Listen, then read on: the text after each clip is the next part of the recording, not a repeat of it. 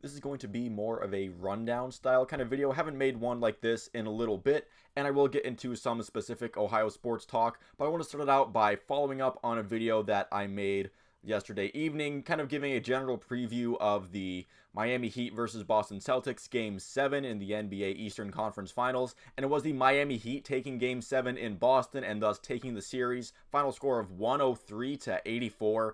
The Heat got out to a pretty good start and never really looked back. Jimmy Butler and crew taking care of business, with Caleb Martin putting in a phenomenal performance as well. On the other side with the Boston Celtics, your top guys and, Jason Tatum and Jaylen Brown not really doing anything positive at all for the team, especially in the biggest moments. Now, Tatum did appear to perhaps roll his ankle in the opening seconds of the game, so who knows if that had an impact on his performance, although he did keep playing. All that we know is that he didn't put in necessarily his best work in the game where, the Celtics are obviously playing with their season on the line, as were the Miami Heat and the Celtics with you would think all the momentum rolling after 3 straight wins, but Miami turns it around and gets it done and pulls away for the victory. And as I said last night, the Heat were the team I was rooting for in this game, and now we get to see them compete in a very interesting NBA Finals between them and the Denver Nuggets. I wonder if the Miami, I know I haven't kept up with too many what the NBA fan bases do with the Denver Nuggets. Do the Heat also do the me versus Nuggets challenge, where I know this is things that Cavs fans do when they play the Denver Nuggets?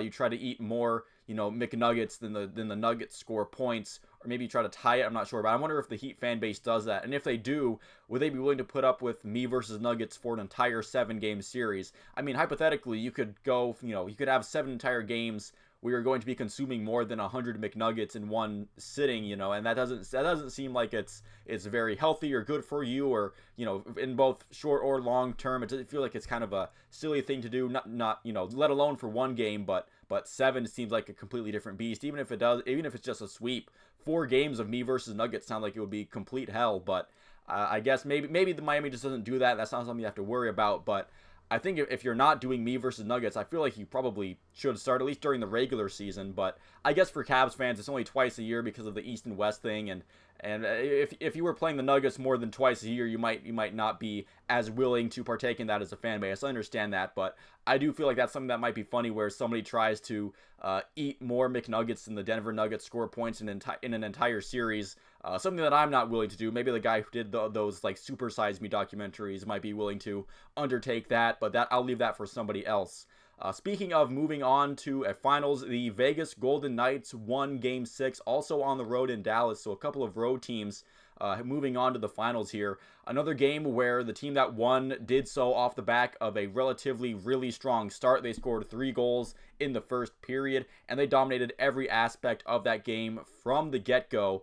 Jamie Benn, who was suspended for 2 games after cross-checking a fallen over Mark Stone in the neck, trying to use the excuse that he just so happened to fall and use Stone's neck as a landing point. That didn't fool the Department of Player Safety. And when the NHL's Department of Player Safety is giving you a 2-game suspension in the playoffs, it usually means because you did something pretty darn bad. They don't like suspending guys, especially captains of teams, for any prolonged period of time. And it was essentially a 3-game suspension because that cross-check did get him ejected from the game, and it happened really early in Game 3. Jamie Benn's big return was, if anything, it was a detriment. Some people saying like he didn't do anything. If you look at how that game transpired, if anything, his time on the ice was actually bad for the Dallas Stars, as his line was completely dominated whenever they were out there. Maybe it's not all Jamie Benn's fault. It is a team sport, and it wasn't, it's not all just one guy doing every bad thing, but it is funny when you notice, hey, the guy that's coming back from suspension, the team captain, he's getting caved in every time he's on the ice, which is something, that's for the Dallas Stars to sort out in the offseason. But for the Vegas Golden Knights, they win in a 6-0 rout, and they are now on their way to play the Florida Panthers in the Stanley Cup final. Again, a couple Miami-based teams both in the finals of their sports. For the Stanley Cup final, who would have thought it would have been an Adin Hill versus Sergei Bobrovsky goalie matchup, even if you thought it would be Vegas and the Panthers in the Stanley Cup, which by itself would be an insane prediction. I mean, Sergei Bobrovsky's resurgence, not just coming back into form, but playing the best goaltending of his career at this stage, at this and this moment, is definitely something that's been wild to see it throughout the entire playoffs, as has Florida's entire run since they got, paired up against the best regular season of all time in the Boston Bruins, going down 3-1 and coming all the way back to win that series. It's just been amazing. So we're going to hard pivot into some talk about some Ohio sports teams. In the MLB, both the Reds and the Guardians are both 5 games below 500 as I'm recording this. I believe they are both playing games right now. So by the time this is uploaded, or by the time you're watching this, who knows how that record has improved or gotten worse. It's going better for the Reds right now than it was last season, especially. And both the Guardians and the Reds have been winning more than they've been losing this past week, so I guess there is some upward momentum there. Both of them are still very much still alive in their playoff runs because it is still early in the seasons, and also the central divisions, both in the AL and in the NL, have been complete garbage. If you look at the standings, both the central divisions are by far the ones with where the team leading them has the worst record of the division leaders by far.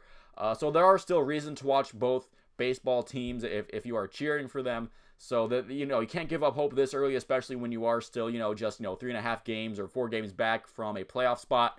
You never know how the season could go. I know the Guardians last year, they had their ups and downs before ultimately going on a run late in the season to secure the AL Central. Again, not with necessarily a very impressive record, but it was good enough to get them into the playoffs, and they did end up getting a series win over the Rays in the playoffs last season. So you never know how a season can go as it progresses. Obviously, another team that has been off to a rocky start has been the Columbus Crew. They have been dreadful after a somewhat encouraging start to the season. It's been pretty bad as of late. They lost to a USL team again in the US Open Cup, this time in the round of 16, to Pittsburgh Riverhounds SC. They can't just be the Pittsburgh Riverhounds. They have to throw in the SC on there because they play soccer. So you have to know that they're a soccer club, I suppose.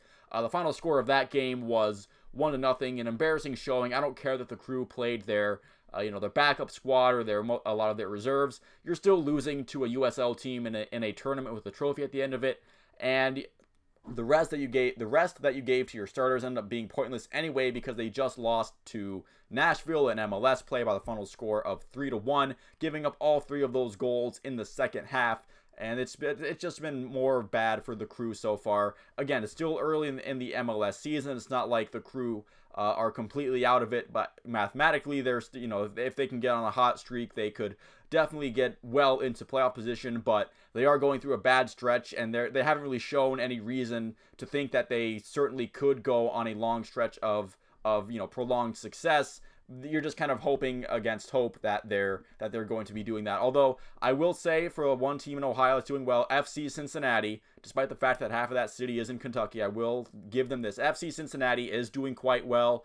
They have beaten the Crew this year so far. They are tops in the MLS East. They've been doing extremely well. As much as it pains me to say it, they've been a huge success story so far, and one of the only one of the only Ohio teams that are making any sort of headway into prolonged success so far in this summer. But that could change any time. Again, like I've said, it's still early in all of these teams' respective seasons, and we could see a nice little story for the 3 that are currently floundering a little bit right now.